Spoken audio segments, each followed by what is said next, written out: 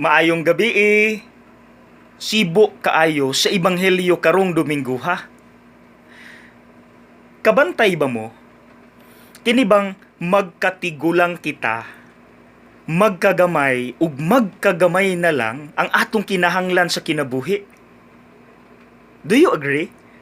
Sa una sa batan-on pata, tigom dire, tigom didto. Pero kining magkatigulang nata, ang atong giapas, ang unsa na lang gyoy pinaka-importante o gikinahanglan nato. Hangtod mo abot kita sa punto nga usa na lang gyud ang atong gikinahanglan, and that is love, relationship. Ngano nakaingon ko ana kay ganiyang buntag nagmisa ko sa Home for the Aged. Tuwa didto ang mga tigulang ug gikumot ang akong kasing-kasing. Yes, maka-afford ilang pamilya, makagasto ilang pamilya sa binulan nga bayro nun. Pero pag abot nako dito wala ang pamilya. Ug ang akong nakita, mga tigulang nga gatanga. Nga gusto nilang isulti nako, Father, at this point sa among kinabuhi, wala na mi manginahanglan og kwarta. Wala na mi manginahanglan og unsa pa nang mga butang nga material. Murag gusto nilang isulti nako nga all they need at that point sa ilang kinabuhi is someone who will love them.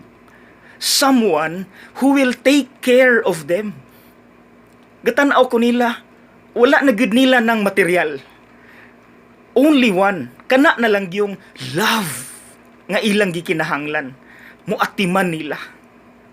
So mga igsuon, at the end of the day, all we need is love.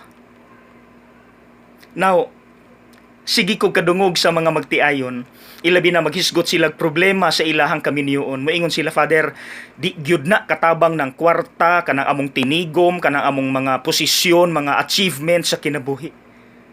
Munang mutuog yun ni Father kanang bahalag saging basta labing.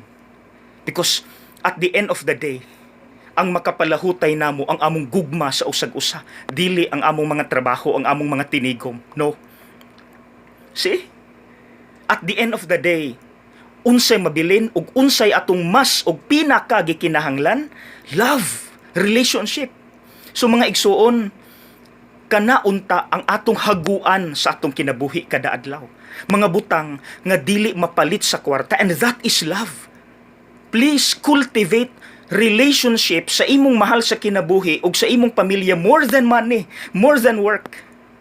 Because at the end of the day, kung magkatigulang na ta, ang atong pangitaon, someone who will take care of us, someone who will love us.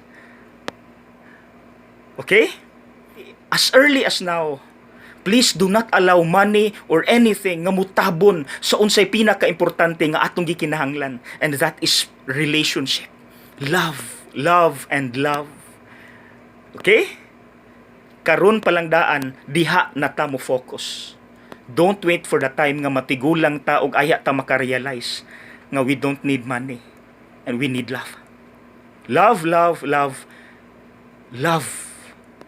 Relationship nga dili mapalit sa kwarta. Okay?